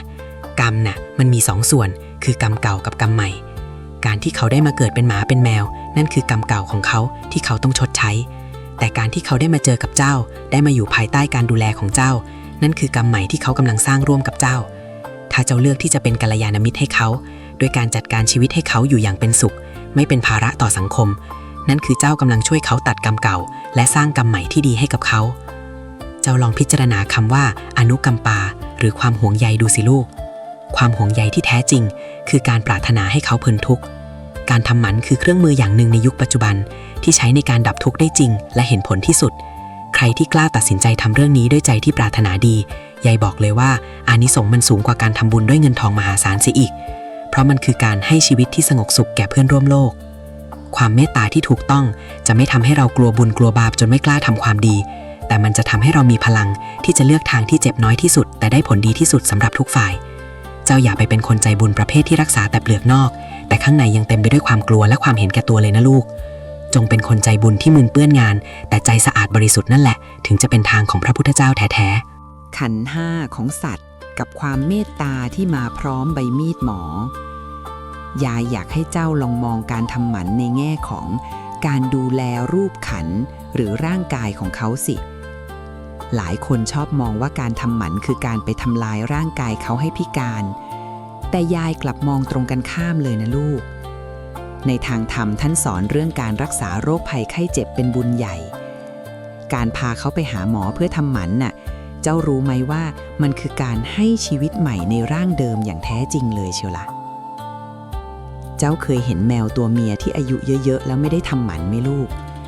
พอแก่ตัวลงมดลูกของเขาก็จะกลายเป็นแหล่งรวมของเสียจนเกิดสิ่งที่หมอเขาเรียกว่ามดลูกอักเสบเป็นหนองถ้าคนเป็นเจ้าของมัวแต่กลัวบาปไม่ยอมพาไปทำหมันตั้งแต่เนิ่นๆท้ายที่สุดเจ้าแมวตัวนั้นก็ต้องทนทุกข์ทรมานอย่างแสนสาหัส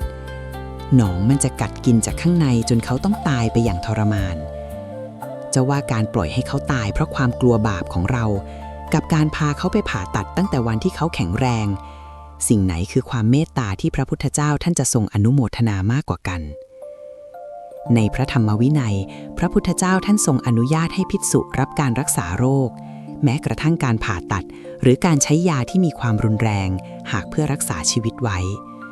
ท่านไม่ได้มองว่าการเอามีดมากรีดเนื้อเพื่อเอาโรคออกคือการเบียดเบียนแต่ท่านมองเป็นอนามัยคือการทำให้ร่างกายสมบูรณ์เพื่อจะได้มีชีวิตอยู่ทำความดีต่อไปสัตว์ก็เช่นกันลูกการพาเขาไปทำหมันคือการกำจัดความเสี่ยงเรื่องมะเร็งเต้านมมะเร็งอัณฑะหรือโรคติดต่อร้ายแรงจากการออกไปเที่ยวนอกบ้านนี่คือการให้ชีวิตหรืออายุววุฒิแก่เขาอย่างประเสริฐที่สุดยายจำได้มีครั้งหนึ่งหมาของคนแถวบ้านยายเนี่ยแหละเจ้าของเขารักมากแต่เชื่อเรื่องโบราณแบบผิดๆว่าทำหมันแล้วหมาจะอายุสั้นจะอาภัพเขาเลยปล่อยให้มันมีลูกจนคลอดออกมา 4-5 ครอกจนแม่หมาโทรมไปหมดท้ายที่สุดมันเป็นมะเร็งที่อวัยวะสืบพันธุ์ร้องครวญครางจนยายใจหายไปหลายคืนกว่าเจ้าของจะยอมพาไปหาหมอหมอก็บอกว่าสายไปเสียแล้ววันที่มันสิ้นลมตาของมันหม่นหมองเหมือนจะบอกอะไรเราบางอย่างยายเห็นแล้วก็ได้แต่สลดใจว่าความเมตตาที่ปราศจากปัญญาเนี่ยมันฆ่าชีวิตได้จริงๆนะลูกนะดังนั้นการที่เจ้าเสียเงินเสียทองพาเขาไปทำหมันเจ้าจงภูมิใจเถิดว่าเจ้ากำลังทำมหาทานคือการให้ความไม่มีโรคแก่สัตว์เหล่านั้นเจ้ากำลังช่วยให้เขาไม่ต้องทนทุกข์กับฮอร์โมนที่รุ่มร้อนไม่ต้องเสี่ยงกับโรคร้ายที่รออยู่ปลายทางอานิสงส์ของการดูแลร่างกายผู้อื่นให้แข็งแรงเช่นนี้จะส่งผลให้เจ้าเป็นคนที่มีสุขภาพดีมีอวัยวะครบถ้วนสมบูรณ์และมีอายุขัยที่ยืนยาวในภพชาติต่อๆไปอย่างแน่นอนเจ้าจงวางใจให้สบายนะลูกรอยแผลเป็นเล็กๆบนตัวเขาหลังจากผ่าตัดเสร็จน่ะมันคือรอยตราแห่งความรักที่เจ้ามีต่อเขามันไม่ใช่รอยบาปอย่างที่ใครเขาขู่หรอกจิตที่คิดจะรักษาย่อมสูงส่งกว่าจิตที่คิดจะทำลายเสมอแต่ก็มีคนอีกไม่น้อยนะลูกที่ยังกังวลว่าถ้าทำหมันแล้วมันจะไปตัดวาสนาหรือไปเปลี่ยนนิสัยใจคอสัตว์จนเขาเสียความเป็นตัวเองไปหรือเปล่าเรื่องนี้มันมีแง่มุมของจิตวิทยาที่เชื่อมโยงกับเรื่องของสัญชาตญาณกับสติที่ยายอยากจะขยายความให้ฟังต่อเหลือเกินลูกเอ๋ยกุศโลบายแก้เคล็ดหรือความจริงที่ต้องพิสูจน์เมื่อใจสัตว์เปลี่ยนใจคนก็เป็นสุขเจ้าลองนึกดูนะเวลาที่สัตว์เขายังไม่ทำหมันใจของเขาจะถูกขับเคลื่อนด้วยสัญชาตญาณดิบที่รุนแรงมากเขาต้องคอยเฝ้าอาณาเขต ต้องคอยระแวดระวังคู่แข่งต้องกระวนกระวายหาคู่สภาวะใจแบบนั้นมันคือความเครียดสะสมนะลูกสัตว์ที่ดุร้ายหรือก้าวร้าวมักจะเกิดจากความรุ่มร้อนภายในร่างกายที่หาทางระบายไม่ได้การทำหมันจึงไม่ใช่การไปทำลายนิสัยเขาแต่มันคือการไปดับไฟที่กำลังแผดเผาใจเขาอยู่ต่างหากในทางธรรมท่านสอนเรื่องการฝึกจิตให้สงบการที่สัตว์ลดความก้าวร้าวลงหลังทำหมันไม่ได้แปลว่าเขาซึมนะลูกแต่มันแปลว่าเขานิ่งขึ้นเขาสามารถอยู่กับเราอย่างมีความสุขมากขึ้นมีสมาธิกับเจ้าของมากขึ้นไม่ต้องคอยหูไวตาไวไปกับเสียงหมาตัวอื่นที่มาเห่าเรียกข้างรั้วเจ้าลองคิดดูสิว่าระหว่างหมาที่วิ่งวุ่นวายอยู่ตลอดเวลาเพราะความหื่นกระหายกับหมาที่นอนหมอบอยู่ข้างเท้าเจ้าอย่างสงบสุขแบบไหนที่เรียกว่ามีคุณภาพชีวิตที่ดีกว่ากันมีกุศโลบายหนึ่งที่คนโบราณเขาแฝงไว้เขาบอกว่าการทำให้สัตว์สงบคือการทำบุญให้ตัวเองเพราะเมื่อสัตว์ที่เราเลี้ยงไม่ดุร้ายไม่ไปกัดคนอื่นไม่ไปสร้างความเดือดร้อนให้เพื่อนบ้านเจ้าของก็พลอยมีความสุขไปด้วยไม่ต้องไปทะเลาะเบาะแว้งกับใครการสร้างบรรยากาศที่สงบสุขในบ้านและในชุมชนแบบนี้แหละลูกคืออานิสงส์ที่ยิ่งใหญ่ที่จะส่งผลให้เจ้าเป็นคนที่มีเสน่ห์เป็นที่รักของคนรอบข้างและจะไปอยู่ที่ไหนก็จะมีแต่ความร่มเย็นเป็นสุขยายเคยเห็นครอบครัวหนึ่งเลี้ยงหมาไว้หลายตัวแต่ไม่ทำหมันเลยหมามันก็กัดกันเองบ้างเห่าคนผ่านไปมาไม่หยุดเพราะมันต้องแย่งกันเป็นจ่าฝูงเพื่อครอบครองตัวเมียเจ้าของบ้านก็นอนไม่หลับเครียดจนเป็นโรคประสาทเพื่อนบ้านก็เอื่อมระอาแบบนี้แหละลูกที่เขาเรียกว่ากงกรรมกงเกวียนของจริงการไม่จัดการปัญหาที่ต้นเหตุทำให้ทุกคนทุกข์ไปหมดแต่พอเขาตัดสินใจพาไปทำหมันยกบ้านเท่านั้นแหละความเงียบสงบกลับคืนมาใจคนก็เบาใจสัตว์ก็สบายความสัมพันธ์ในบ้านก็ดีขึ้นอย่างเห็นได้ชัดดังนั้นการทำหมันจึงเป็นการแก้เคล็ดชีวิตที่วุ่นวายได้ดีที่สุดเลยเชียวล่ะใครที่กำลังมีปัญหาชีวิตยุ่งเหยิงลองหันมามองสัตว์เลี้ยงในบ้านดูสิว่าเราดูแลเขาดีพอหรือยังเราปล่อยให้เขารุ่มร้อนเกินไปหรือเปล่าการมอบความสงบให้ชีวิตอื่นคือการสร้างเหตุแห่งความสำเร็จที่มั่นคงกับชีวิตเราเองแต่อย่างว่าล่ะลูกเอ้ยพอพูดถึงเรื่องการทำหมันบางคนก็เริ่มกังวลเรื่องเงินทองว่ามันเป็นภาระที่หนักหนาบางคนอยากทำใจจะขาดแต่ปัจจัยไม่เอื้ออำนวยเรื่องนี้ยายมีแง่คิดดีๆเกี่ยวกับทรัพย์ภายนอกและทรัพย์ภายในมาเล่าให้ฟังว่าการสละทรัพย์เพื่อช่วยชีวิตสัตว์เนี่ยมันจะส่งผลต่อฐานะและความมั่นคงในชีวิตเราได้อย่างไรในระยะยาวเรื่องนี้มันเกี่ยวข้องกับกฎแห่งการหมุนเวียนของบุญที่น่าอัศจรรย์ใจนักค่อยๆฟังยายไปนะเรื่องราวมันกำลังจะพาเจ้าไปพบกับคำตอบที่คาดไม่ถึงเลยล่ะลูกอริยทรัพย์ในกระเป๋าตังค์กับการลงทุนที่ไม่มีวันขาดทุนในทางธรรมท่านสอนเรื่องอริยทรัพย์หรือทรัพย์อันประเสริฐทรัพย์พวกนี้มันไม่ได้อยู่ในตู้เซฟหรือในธนาคารหรอกนะลูกแต่มันอยู่ในหัวใจของเราเนี่ยแหละการที่เจ้าสละทรัพย์สินที่หามาได้ด้วยน้ำพักน้ำแรงเพื่อนำไปแลกกับสุขภาพที่ดีและความสงบสุขของชีวิตอื่นเจ้าดวงจิตดวงเล็กๆที่พูดไม่ได้ขอร้องใครไม่เป็นเจ้ารู้ไหมว่านั่นคือการทำทานบารมีที่สูงส่งมากนะลูกมันไม่ใช่แค่การจ่ายค่าหมอแต่มันคือการบูชาธรรม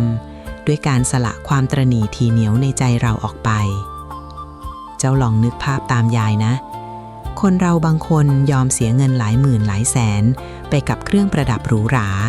ไปกับการกินเที่ยวที่หมดไปในวันเดียวแต่พอจะเสียเงินหลักพันเพื่อทำหมันให้สัตว์กลับรู้สึกว่ามันแพงกลับรู้สึกเสียดายแบบนี้แหละที่เขาเรียกว่ามีทรัพย์ภายนอกแต่ขาดทรัพย์ภายในแต่สำหรับลูกหลานที่ยอมเจียดเงินเดือนที่ไม่ได้มากมายอะไรยอมงดขนมหวานยอมงดเสื้อผ้าใหม่ๆเพื่อรวบรวมเงินพาแมวข้างถนนไปทำหมันใจของเจ้าในตอนนั้นมันสว่างไสวเปี่ยมไปด้วยพลังมหาศาลเลยนะลูกพระพุทธเจ้าท่านเคยตรัสถึงอานิสงส์ของการให้สิ่งที่ช่วยบรรเทาทุกข์ผู้อื่นการทำหมันสัตว์คือการให้ความไม่มีโรคและความสงบซึ่งเป็นลาภอันประเสริฐ อานิสงส์นี้จะส่งผลให้เจ้า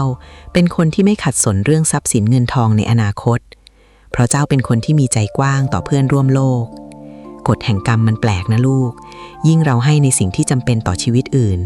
โลกก็มักจะหมุนเวียนสิ่งที่จำเป็นมาให้เราอย่างสม่ำเสมอเจ้าจะมีโชคลาภแบบไม่คาดฝันหรือเวลาลำบากก็จะมีคนยื่นมือเข้ามาช่วย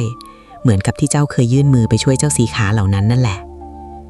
ยายเคยเห็นแม่ค้าในตลาดคนหนึ่งนะลูกแกไม่ได้รวยอะไรเลยแต่แกเห็นหมาจรในตลาดมันออกลูกมาแล้วตายแย่งของกินกันจนแม่ค้าคนอื่นด่าแกตัดสินใจออมเงินวันละเล็กละน้อยจนครบแล้วพาหมาพวกนั้นไปทำหมันทีละตัว2 ตัวคนเขาก็ว่าแกโง่เอาเงินไปทิ้งกับหมาที่ไม่มีเจ้าของแต่เจ้าเชื่อไหมฉากนั้นไม่นานกิจการค้าขายของแกดีวันดีคืนลูกค้าติดอกติดใจแกรู้สึกใจเบาสบายไม่ต้องคอยกังวลว่าจะมีลูกหมาถูกรถทับตายหน้าแผงของแกอีกความสงบใจนี่แหละคือกำไรที่แท้จริงดังนั้นอย่ามองว่าเงินที่เสียไปกับการทำหมันคือภาระนะลูกแต่มันคือการฝากธนาคารบุญที่ให้ดอกเบี้ยเป็นความสุขสงบและความมั่นคงในชีวิตการที่เราสร้างความมั่นคงให้ครอบครัวสัตว์ไม่ให้เขาต้องอยู่อย่างอดอยากหรือต้องเผชิญกับโรคร้ายมันคือการสร้างรากฐานแห่งความมั่งคั่งให้ตัวเราเองทางอ้อมใครที่มีความกตัญญูต่อโลกใบนี้โลกจะไม่ปล่อยให้เขาอดตายหรอกลูกเอ๋ยแต่ยังว่าแหละลูกพอเราพูดถึงเรื่องเงินทองในระดับส่วนตัวแล้วยายก็อยากให้เราลองมองข้ามรั้วบ้านออกไปดูระดับสังคมกันบ้างเจ้ารู้ไหมว่าความเมตตาที่เกิดจากความร่วมมือกันของคนในชุมชนเพื่อจัดการเรื่องสัตว์เนี่ยมันมีพลังเปลี่ยนโลกได้ขนาดไหนมันไม่ใช่แค่เรื่องของบ้านใครบ้านมันแล้วนะแต่มันคือเรื่องของกรรมรวมที่เราต้องรับผิดชอบร่วมกันเรื่องนี้มันมีแง่มุมของการสร้างสวรรค์บนดินด้วยมือของเราเองที่น่าสนใจมากค่อยๆฟังยายนะเรื่องราวมันกำลังขยายกว้างออกไปสู่ความสัมพันธ์ของผู้คนในหมู่บ้านเรานี่แหละเสียงระฆังในวัดป่ากับการแก้ปมชีวิตสัตว์จรจากที่ยายเล่าถึงความทุกข์ของสัตว์ในกรงขังแห่งสัญชาตญาณไปเมื่อกี้ลูกหลานหลายคนคงเริ่มจะเห็นภาพกว้างขึ้นแล้วใช่ไหมล่ะทีนี้ลองมาดูในที่ที่คนมักจะเอาสัตว์ไปปล่อยกันมากที่สุดนั่นก็คือวัดไงลูกยายเคยไปทำบุญที่วัดป่าแถวอีสานอยู่หลายปีเห็นภาพที่ทั้งน่าสงสารและน่าเวทนาใจในเวลาเดียวกันคือภาพที่หมาแมวเต็มวัดไปหมดพระท่านก็เมตตาแบ่งข้าวก้นบาตรให้กินแต่ปัญหามันอยู่ที่ว่าพอพวกเขารวมตัวกันเยอะๆแล้วไม่ได้ทำหมันแป๊บเดียวเท่านั้นแหละลูกเอ้ยจาก10เป็น100จาก100เป็นหลายร้อยมีพระอาจารย์ท่านหนึ่งที่ยายเคารพมากท่านเคยคุยเรื่องนี้ให้ฟังด้วยความหนักใจท่านบอกว่าโยมมะลิเอ้ยการรักษาศีลข้อปานาน่ะมันสำคัญแต่การเห็นชีวิตใหม่เกิดมาเพื่ออดตายหรือถูกโรคร้ายกัดกินจนตายต่อหน้าต่อตาโดยที่เราไม่ทำอะไรเลยมันก็บีบหัวใจคนเป็นพระเหลือเกินท่านเล่าว่ามีคนเอาลูกหมามาทิ้งไว้ในกล่องกระดาษหน้าวัดแทบทุกเดือนบางทีก็มาเป็นคอก 7-8 ตัวถ้าท่านไม่จัดระเบียบไม่พาไปทำหมันอีกหน่อยวัดก็จะไม่ใช่ที่สงบสำหรับปฏิบัติธรรมแต่จะกลายเป็นสุสานของสัตว์ที่ขาดการดูแล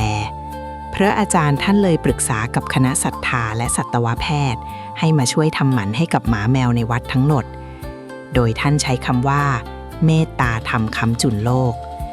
ท่านบอกว่าการทำหมันในบริบทนี้คือการสงเคราะห์ไม่ใช่การเบียดเบียนเพราะถ้าไม่ทำหมันสัตว์เหล่านี้ก็จะแพร่พันธุ์จนล้นแย่งอาหารกันกัดกันเองจนบาดเจ็บและสร้างความเดือดร้อนให้กับญาติโยมที่มาทำบุญจนบางครั้งโยมเหล่านั้นอาจจะพลั้งมือทำร้ายสัตว์ด้วยความโมโหซึ่งนั้นเท่ากับว่าเราเป็นต้นเหตุให้คนอื่นต้องสร้างบาปกรรมเพิ่มขึ้นไปอีกยายถามท่านว่าแล้วพระท่านจะไม่ผิดศีลหรือคะที่อนุญาตให้ทำท่านตอบด้วยรอยยิ้มที่เมตตาว่าศีลน่ะมีไว้เพื่อให้จิตใจเราสูงขึ้นไม่ได้มีไว้เพื่อขังเราอยู่ในความกลัวจนมองไม่เห็นทางออกที่สร้างสรรค์เจตนาของเราคือการหยุดยั้งทุกข์ที่จะเกิดในภายหน้าการกระทำนี้ไม่มีเจตนาฆ่าไม่มีเจตนาประทุษร้ายต่อชีวิตและร่างกายของสัตว์เพื่อการค้าหรือความสะใจแต่ทำเพื่อความผาสุกของส่วนรวมและตัวสัตว์เองคำพูดของท่านทำให้ยายตาสว่างเลยนะลูกการที่คนเรากลัวบาปจนไม่กล้าทำหมันสัตว์แล้วปล่อยให้เขามีลูกหลานออกมาลำบากมันคือความกลัวที่แฝงไปด้วยความเห็นแก่ตัว เพราะเรากลัวว่าเราจะบาปเรากลัวว่าเราจะโชคร้ายในชาติหน้าแต่เรากลับปล่อยให้เขาสัตว์เหล่านั้นต้องเผชิญกับนรกบนดินจริงๆในชาตินี้แบบนี้มันคือเมตตาจริงๆหรือเปล่าลองมองดูในมุมของกฎแห่งกรรมที่กว้างขึ้นสิลูกอานิสงส์ของการเป็นธุระจัดหาทางออกที่ยั่งยืนให้กับชีวิตอื่น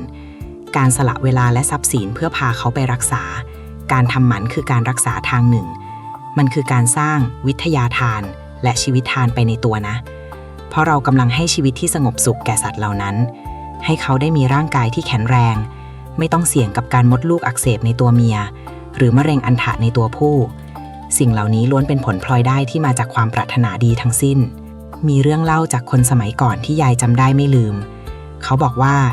การช่วยสัตว์ให้พ้นจากความทุกข์ทรมานแม้จะต้องแลกมาด้วยความเจ็บปวดเพียงเล็กน้อยจากการผ่าตัดมันจะส่งผลให้เราเป็นคนที่มีความรอบคอบในชีวิตจะทำอะไรก็มักจะมีคนคอยชี้แนะทางออกที่ถูกต้องไม่ติดอยู่ในทางตันเพราะเราเคยเป็นคนเปิดทางตันให้กับชีวิตอื่นมาแล้วเห็นไหมล่ะว่ามุมมองมันต่างกันราวฟ้ากับดินถ้าเราใช้ปัญญานำทางความเชื่อแต่ก็นั่นแหละถึงยายจะพูดแบบนี้ก็ยังมีคำถามตามมาอีกว่าแล้วถ้าเป็นสัตว์ที่มีเจ้าของล่ะการไปตัดสินใจแทนสัตว์ที่มีความผูกพันกับเรามันจะต่างกับการทำหมันสัตว์จรไหมและที่สำคัญคือถ้าลูกหลานอยากจะเริ่มทำเรื่องนี้ให้ถูกต้องโดยที่ไม่ให้ใจเราขุ่นมัวหรือมีวิธีทำบุญล้างกรรมในกรณีที่ยังกังวลอยู่เราจะเริ่มต้นทำอย่างไรดีเรื่องราวมันยังเข้มข้นขึ้นเรื่อยๆนะลูกนะเพราะมันเกี่ยวข้องกับเรื่องความรับผิดชอบที่ยิ่งใหญ่กว่าแค่เรื่องบาปบุญเสียอีกลิขิตสวรรค์หรือจะสู้กรรมลิขิตการแก้ไขทางเดินชีวิตด้วยมือเราเองเราคุยกันมาถึงเรื่องของสังคมเรื่องของเงินทองแต่สิ่งหนึ่งที่ยังเป็นเงาตามตัวลูกหลานหลายคนไม่เลิกก็คือความสงสัยที่ว่าเราเป็นใครกันถึงได้กล้าไปเปลี่ยนโชคชะตาของสิ่งมีชีวิตอื่นบางคนบอกยายว่ายายจ๋าถ้าสวรรค์ลิขิตมาให้เขาเกิดมาเป็นแมวที่มีลูกดกการที่เราไปทำหมันเนี่ยมันคือการไปขัดขวางธรรมชาติหรือไปฝืนคำสั่งของสวรรค์หรือเปล่า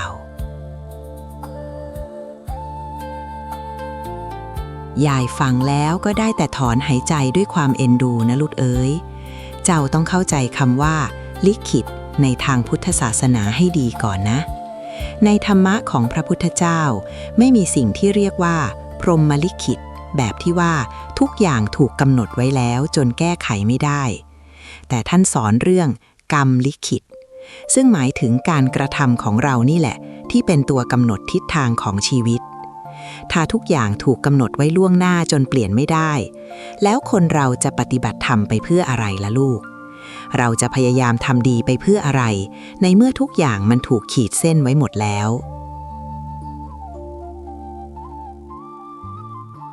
ความจริงก็คือธรรมชาติของสัตว์เดรัจฉานนั้นคือการตกอยู่ในกรงล้อของสัญชาตญาณที่ถอนตัวไม่ขึ้นการที่แมวตัวหนึ่งต้องออกลูกปีละ 3-4 ครอกจนร่างกายทรุดโทรมจนตายนั่นไม่ใช่สวรรค์ลิขิตด้วยความรักหรอกลูกแต่นั่นคือผลของกรรมในอดีตชาติที่ทำให้เขาต้องมาเสวยภพภูมิที่ลำบากและถูกควบคุมด้วยความรุ่มร้อนทางกายการที่เราซึ่งเป็นมนุษย์เป็นสัตว์ประเสริฐที่มีปัญญามีเทคโนโลยีมีความเมตตาเข้าไปยื่นมือช่วยเหลือนั่นแหละลูกคือการหยิบยื่นโอกาสในการเปลี่ยนเส้นทางกรรมให้แก่เขาเจ้าลองนึกภาพนะลูกถ้าเจ้าเห็นเด็กคนหนึ่งกำลังเดินตกน้ำเจ้าจะยืนดูแล้วบอกว่าอ๋อสวรรค์ลิขิตมาให้เขาตกน้ำฉันไม่ช่วยหรอกเดี๋ยวจะไปฝืนโชคชะตาเขาแบบนี้เจ้าว่ามันถูกไหมการทำหมันสัตว์ก็เหมือนกันลูกเราเห็นอยู่ทนโทษว่าถ้าปล่อยไปชีวิตเหล่านั้นต้องเผชิญกับนรกบนดินการที่เราพาเขาไปหาหมอมันคือการพาเขาขึ้นมาจากน้ำที่กำลังจะจมนะลูกนะมันคือการใช้วิริยะหรือความภาคเพียรในการสร้างกรรมใหม่ที่ดีกว่าให้แก่เขา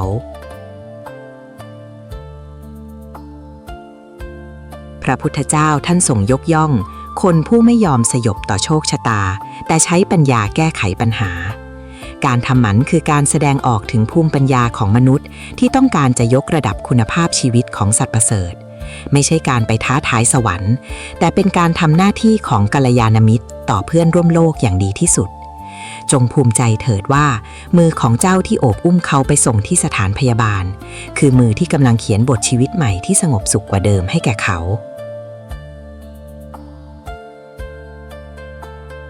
จงเลิกกลัวคำว่าฝืนธรรมชาติเสียเถิดลูกเพราะการที่มนุษย์เราพัฒนามาจนถึงทุกวันนี้เราก็ฝืนธรรมชาติมาตลอดนั่นแหละเราฝืนความหิวด้วยการเพาะปลูกเราฝืนความเจ็บป่วยด้วยการกินยาเราฝืนความมืดด้วยการเปิดไฟ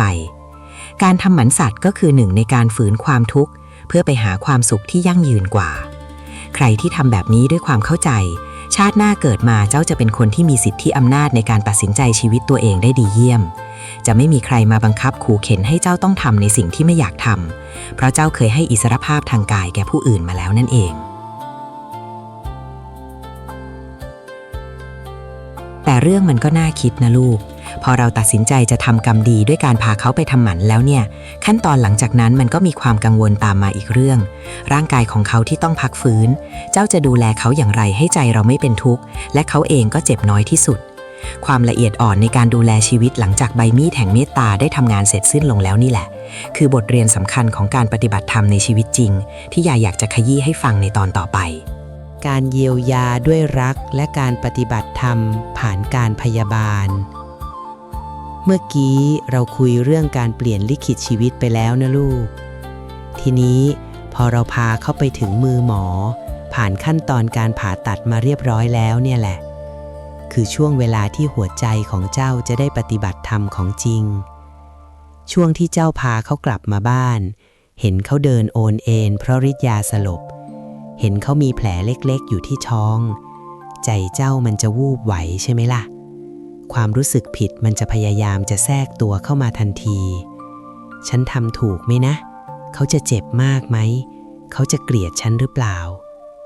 ยายจะบอกให้นะลูกช่วงเวลานี้เนี่ยแหละคือการสร้างอานิสงส์แห่งการพยาบาลซึ่งพระพุทธเจ้าท่านทรงให้ความสำคัญมากท่านเคยตรัสว่าผู้ใดอุปถากผู้ป่วยไข้ผู้นั้นเท่ากับอุปถากเราตถาคตแม้สัตว์เดรัจฉานจะเทียบไม่ได้กับพระพุทธองค์ในทางรูปธรรมแต่ในทางความเมตตาการดูแลชีวิตที่เจ็บปวดและช่วยตัวเองไม่ได้นั้นมีอานิสงส์เสมอกันการที่เจ้าต้องมานั่งอดตาหลับขับต่อนอนคอยดูแลเขาป้อนน้ำป้อนยาคอยระวังไม่ให้เขาเหลี่ยแผลนี่แหละลูกคือการฝึกขันติและเมตตาขั้นสูงสุดหลายคนเจอปัญหาใหญ่คือหลังจากผ่าตัดสัตว์มักจะเบื่ออาหารร่างกายสู้ผอมแผลหายช้าทำให้ใจเรายิ่งเป็นทุกข์หนักเข้าไปอีกยายเองก็เคยผ่านจุดนั้นมาลูกยายถึงได้รู้ว่าการเตรียมความพร้อมเรื่องอาหารการกินในช่วงที่เขาพักฟื้นเนี่ยสำคัญที่สุด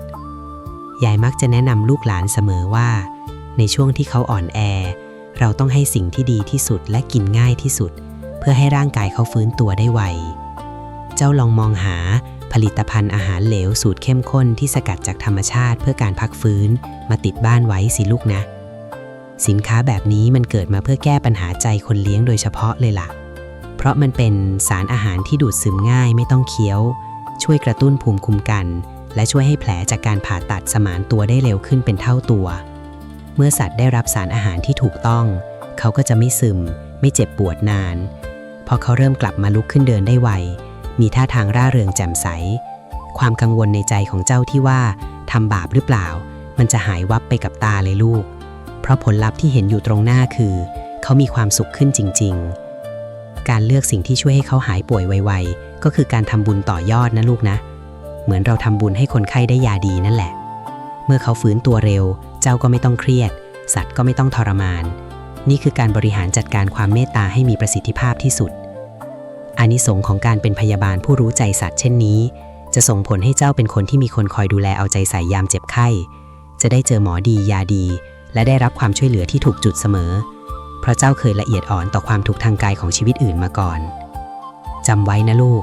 ใบมีดหมอทำให้เขาเจ็บแค่ผิวหนังแต่การดูแลและอาหารบำรุงที่เจ้ามอบให้หลังจากนั้นมันคือยาทางใจที่ช่วยเยียวยาทุกอย่างเมื่อเจ้าทำหน้าที่ของเจ้าอย่างสมบูรณ์ที่สุดแล้วความสงบใจมันจะบังเกิดขึ้นเองโดยธรรมชาติ และนั่นคือจุดเริ่มต้นของการแผ่ขยายพลังแห่งความดีนี้ออกไปให้คนอื่นได้รับรู้ด้วยแต่ก็นะลูกยายอยากจะรู้เหลือเกินว่าถ้าเจ้าทำความดีก้อนใหญ่ก้อนนี้สำเร็จแล้วเจ้าจะบอกต่อเรื่องราวนี้อย่างไรให้เป็นธรรมทานที่ส่งผลให้ชีวิตเจ้าเจริญรุ่งเรืองยิ่งขึ้นไปอีกเรื่องของการส่งต่อแรงบันดาลใจและเชื่อมโยงบุญสัมพันธ์นี่แหละที่ยายจะเล่าให้ฟังต่อในครั้งหน้าการส่งต่อดวงประทีปแห่งปัญญาและสายใยแห่งบุญสัมพันธ์เจ้ารู้ไหมว่าสิ่งที่ยิ่งใหญ่กว่าการทำหมันสัตว์เพียง1 ตัวหรือการดูแลสัตว์ในบ้านของตัวเองนั้นคืออะไรมันคือการส่งต่อความจริงไงลูกในทางพุทธศาสนาท่านยกย่องธรรมทานหรือการให้ความรู้ความเข้าใจที่ถูกต้องเป็นทานที่ชนะการให้ทั้งปวงเพราะเงินทองของนอกกายช่วยคนได้เพียงชั่วครั้งชั่วคราวแต่ปัญญาที่ถูกต้องจะช่วยให้คนพ้นจากความทุกข์ใจไปได้ตลอดกาลการที่เจ้าได้รับฟังเรื่องราวทั้งหมดนี้แล้วนำไปบอกต่อกับเพื่อนบ้านกับคนในครอบครัวหรือแม้แต่คนแปลกหน้าที่กำลังยืนลังเลหน้าห้องผ่าตัดสัตว์นั่นแหละคือการสร้างสะพานบุญที่ยิ่งใหญ่ที่สุดยายอยากให้เจ้าลองจินตนาการดูนะถ้าคำพูดของเจ้าเพียงไม่กี่คำสามารถเปลี่ยนใจคนจากการเอาลูกหมาไปทิ้งวัดให้กลายเป็นคนที่มีความรับผิดชอบพาไปทำหมันได้เจ้าได้ช่วยชีวิตหนึ่งไม่ให้ต้องกลายเป็นหมาจรจัดและได้ช่วยคนคนหนึ่งไม่ให้ต้องสร้างอกุศลกรรมจากการทอดทิ้งอานิสงส์นี้มันจะมหาศาลขนาดไหนมันคือการหยุดยั้งกระแสแห่งความทุกข์ที่ไม่มีที่สิ้นสุดลงได้ด้วยมือและปากของเจ้าเองชาติหน้าเกิดมาเจ้าจะเป็นคนที่มีวาจาสิทธิ์พูดอะไรใครก็เชื่อถือมีชื่อเสียงเกียรติยศขจรขจายเพราะเจ้าเคยใช้คำพูดเพื่อเกื้อกูลชีวิตอื่นให้พ้นภัยในช่วงที่เจ้ากำลังส่งต่อความดีนี้ยายรู้ว่าร่างกายของเจ้าตัวเล็กที่เพิ่งผ่านการทำหมันมาอาจจะยังไม่แข็งแรงเต็มร้อยยายจึงอยากย้ำเตือนอีกครั้งว่าการดูแลพยาบาลคือบททดสอบความเพียรที่งดงามที่สุดหากลูกหลานกำลังมองหาตัวช่วยที่จะทำให้ช่วงเวลาแห่งการพักฟื้นนี้สั้นลงและเต็มไปด้วยรอยยิ้มยายขอแนะนำให้เจ้ามองหานวัตกรรมอาหารเสริมรูปแบบของเหลวเข้มข้นที่สกัดจากโปรตีนคุณภาพสูงและสมุนไพรบำรุงธาตุซึ่งถูกออกแบบมาเพื่อช่วยฟื้นฟูเนื้อเยื่อที่บอบช้ำจากการผ่าตัดโดยเฉพาะมีสารอาหารที่ช่วยลดการอักเสบจากภายในและช่วยให้ร่างกายของสัตว์ดูดซึมไปใช้ได้ทันทีโดยไม่ต้องผ่านขบวนการย่อยที่หนักหน่วงสิ่งนี้จะช่วยให้เจ้าสีขาของเจ้าลุกขึ้นมาสะบัดหางได้อย่างรวดเร็วไม่ต้องทนซึมเศร้าจากการขาดสารอาหารในช่วงที่ทานอาหารเม็ดไม่ได้ซึ่งจะช่วยให้ใจของเจ้าเบาสบายขึ้นเมื่อเห็นเขาฟื้นตัวได้ไวราวกับปาฏิหาริย์เมื่อเจ้าได้ทำหน้าที่ทั้งทางกายคือการพยาบาลและทางใจคือการมอบปัญญาแล้วยายอยากจะเชิญชวนลูกหลานทุกคนที่นั่งฟังอยู่ตรงนี้หากเรื่องราวที่ยายเล่ามาทั้งหมดมีส่วนช่วยให้ใจของเจ้าสว่างขึ้นโปรดอย่าเก็บความสว่างนี้ไว้เพียงลำพังเลยนะลูกจงส่งต่อเรื่องราวนี้ออกไปให้กว้างไกลที่สุดเท่าที่จะทำได้ใครที่มีประสบการณ์การทำหมันสัตว์แล้วใจเป็นสุขอย่างไรหรือใครที่เคยผ่านความกังวลแบบไหนมาลองเข้ามาพูดคุยแบ่งปันเรื่องราวของเจ้าในช่องทางที่พวกเราพบกันนี้เถิดนะลูกนะการพิมพ์ข้อความบอกเล่าของเจ้าเพียงไม่กี่ประโยคอาจจะเป็นประทีปสองทางให้คนที่กำลังทุกข์ใจคนอื่นได้เดินตามจงกดติดตามและแบ่งปันเรื่องราวนี้ออกไปเพื่อเป็นการสร้างบุญสัมพันธ์ร่วมกันกับยายและเพื่อนร่วมโลกคนอื่นๆให้กระแสแห่งความเมตตานี้หมุนเวียนไปไม่มีวันสิ้นสุดยิ่งเราช่วยกันแชร์ช่วยกันบอกต่อความเชื่อผิดๆที่ทำร้ายสัตว์ก็จะยิ่งลดน้อยลงและโลกของเราก็จะน่าอยู่ขึ้นด้วยมือของพวกเราทุกคนนี่แหละลูกเอ๋ยแต่ก่อนที่เราจะลากกันไปจริงๆในตอนหน้ายายมีบทสรุปสุดท้ายที่เป็นเสมือนลายแทงแห่งความสุขที่จะรวมยอดคำสอนทั้งหมดของพระพุทธเจ้าในเรื่องความเมตตาต่อสัตว์มาฝากและยายจะบอกความลับอย่างหนึ่งว่าหลังจากที่สัตว์เหล่านั้นสิ้นอายุขัยไปแล้วผลบุญจากการที่เจ้าพาเขาไปทำหมันจะส่งผลต่อดวงวิญญาณของเขาและตัวเจ้าเองอย่างไรในภพหน้าเตรียมใจรับฟังบทสรุปที่แสนอบอุ่นใจนี้ให้ดีนะลูกเรื่องราวกำลังจะเดินทางถึงจุดหมายปลายทางที่งดงามที่สุดแล้วเอาแหละลูกหลานรักของยายทุกคน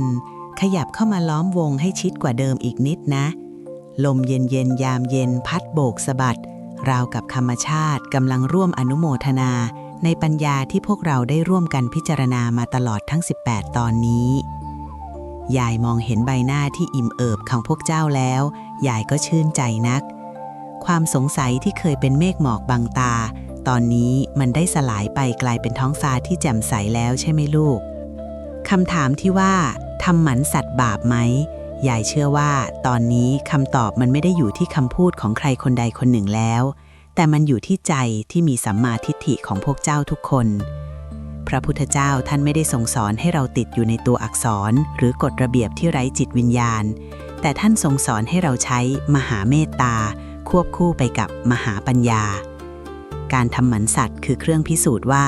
มนุษย์เราสามารถเป็นผู้ปกป้องเป็นผู้เยียวยาและเป็นผู้ถอนหนามแห่งความทุกข์ออกจากเท้าของเพื่อนร่วมโลกได้อย่างงดงามที่สุดลูกหลานเอ้ยในท้ายที่สุดนี้ยายอยากให้เจ้าจำไว้ขึ้นใจว่า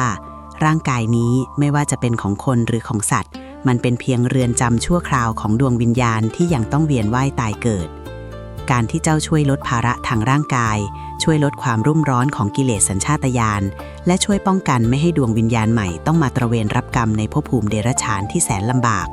นั่นคือเจ้ากำลังทำหน้าที่ของโพธิสัตว์ตัวน้อยๆในโลกมนุษย์แห่งนี้แล้วนะลูกอานิสงส์ที่ยิ่งใหญ่ที่สุดไม่ได้อยู่ที่ว่าชาติหน้าเจ้าจะเกิดมารวยหรือสวยเพียงอย่างเดียวแต่อยู่ที่ว่าเจ้าจะมีดวงตาเห็นธรรมมีใจที่สงบเย็นและความสุขที่เกิดจากการได้เห็นผู้อื่นพ้นทุกข์ความสุขชนิดนี้แหละลูกที่จะติดตัวเจ้าไปจนถึงฝั่งแห่งพระนิพพานเมื่อวันหนึ่งที่เจ้าต้องจากโลกนี้ไปภาพของหมาแมวที่เจ้าเคยอุ้มพาไปทำหมันภาพของสัตว์จรจัดที่เจ้าเคยหยิบยื่นความเมตตาให้ภาพเหล่านั้นจะกลายเป็นเทวทูตฝ่ายดีที่มาต้อนรับเจ้าไปสู่ภพภูมิที่สว่างไสวยายขออาราธนาคุณพระศรีรัตนตรัยและอำนาจแห่งความเมตตาที่เจ้ามีต่อสรรพสัตว์จงช่วยคุ้มครองรักษาลูกหลานทุกคนให้เป็นผู้มีแต่ความสุขความเจริญมีสติปัญญาเฉลียวฉลาดและขอให้สัตว์เลี้ยงทุกตัวที่อยู่ในความดูแลของเจ้าจงเป็นสัตว์ที่มีความสุขพ้นจากโรคร้ายและได้มีโอกาสเกิดในภพภูมิที่ดีขึ้นในภายภาคหน้าด้วยเถิดก่อนจะลากันไปยายอยากจะทิ้งท้ายไว้ว่าความรักที่แท้จริงไม่ใช่การครอบครองแต่คือการอยากเห็นสิ่งที่รักมีความสุขที่สุดแม้ต้องแลกมาด้วยความรับผิดชอบที่หนักอึ้งเจ้าได้เลือกทำสิ่งที่ถูกต้องแล้วลูกเอ๋ยจงภูมิใจในความเป็นมนุษย์ผู้มีใจสูงของเจ้าเถิดนะยายมะลิคนนี้จะคอยเป็นกำลังใจให้พวกเจ้าเสมอวันนี้ยายลาไปก่อนนะลูกนะขอให้ทุกคนหลับฝันดีในอ้อมกอดแห่งความเมตตาสวัสดีจ้าลูกหลานทั้งหลาย